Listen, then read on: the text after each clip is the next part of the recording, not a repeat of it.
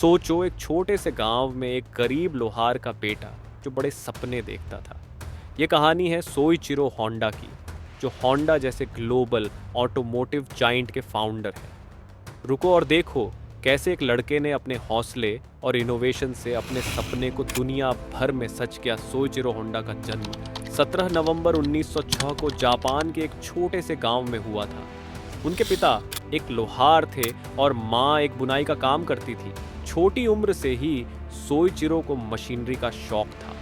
वो अक्सर अपने पिता की मदद करते थे साइकिल रिपेयर करने में, जो उनका मैकेनिक्स और इंजीनियरिंग में इंटरेस्ट बढ़ाता गया। सोइचिरो के लिए जिंदगी आसान नहीं थी। उनका फॉर्मल एजुकेशन कम था और वो स्कूल में भी स्ट्रगल करते थे, लेकिन उनका मशीनरी का जुनून कभी कम नहीं हुआ। 15 साल की उम्र में वो घर छोड़कर टोक्यो चले गए और एक गैराज आर्ट शोकाई मेन अप्रेंटिस बन गए। वहाँ उन्होंने इंजन्स और मैकेनिकल रिपेयर के बारे में सब कुछ सीखा।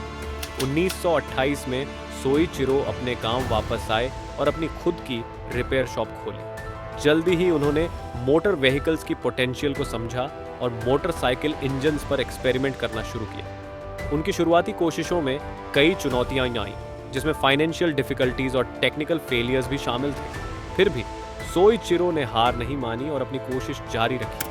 1946 में वर्ल्ड वॉर सेकेंड के बाद जापान बर्बाद हो गया था। इस केओस के बीच सोइचिरो होंडा ने एक अवसर देखा। उन्होंने होंडा टेक्निकल रिसर्च इंस्टीट्यूट की स्थापना की और छोटे एफिशिएंट इंजन्स डेवलप करने लगे जो साइकिल्स को पावर दे सके। ये इनोवेशन बाटा बाटा मोटराइज्ड साइकिल बन गया, जो बहुत पॉपुलर हुआ। 1948 में होंडा मोटर को ऑफिशियली एस्टैब्लिश हुई। क्लियर विजन और रिलेंटलेस डेडिकेशन के साथ सोइचिरो ने मोटरसाइकिल्स बनाने पर फोकस किया। पहला कमर्शियल सक्सेस था होंडा ड्रीम टी टाइप, एक 2 स्ट्रोक 98 सीसी मोटरसाइकिल जो अपनी रिलायबिलिटी और अफोर्डेबिलिटी के कारण बहुत पॉपुलर हुई। 1958 में होंडा सुपर कप का इंट्रोडक्शन एक रेवोल्यूशनरी मोटरसाइकिल थी जो ईज ऑफ यूज, ड्यूरेबिलिटी और लो कॉस्ट कंबाइन करती थी। ये जल्दी ही वर्ल्ड वाइड बेस्ट सेलर बन गई और आज भी प्रोडक्शन में है। इस सक्सेस ने होंडा को इंटरनेशनल फेम दी। सोइचिरो की फिलॉसफी सिंपल थी, क्वालिटी और इनोवेशन को प्रायोरिटाइज करना। उन्होंने रिसर्च और डेवलपमेंट में हेविली इन्वेस्ट किया, जो एनश्योर करता था कि होंडा हमेशा आगे रहे। उनकी कमिटमेंट ने होंडा को 1959 में वर्ल्ड्स लार्जेस्ट मोटरसाइकिल मैन्युफैक्चरर बना दिया। मोटरसाइकिल मार्केट में डोमिनेट करने के बाद सोइचिरो ने ऑटोमोबाइल्स पर नजर डाली।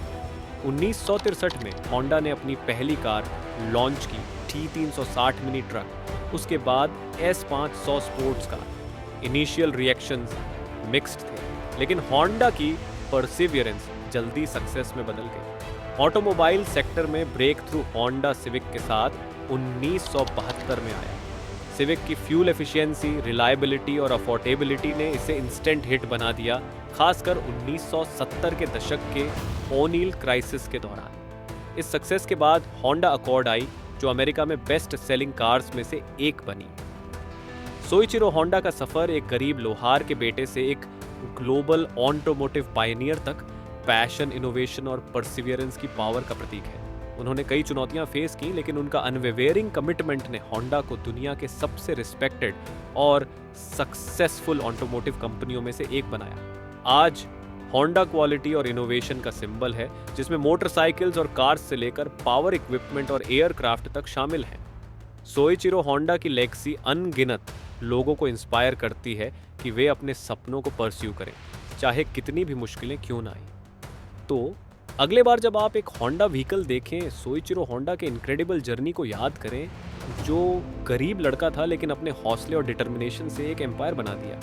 अगर आपको ये कहानी प्रेरणादायी लगी तो लाइक, शेयर और सब्सक्राइब करना न भूलें और हमारे साथ और भी amazing tales of success and resilience का आनंद उठाएं।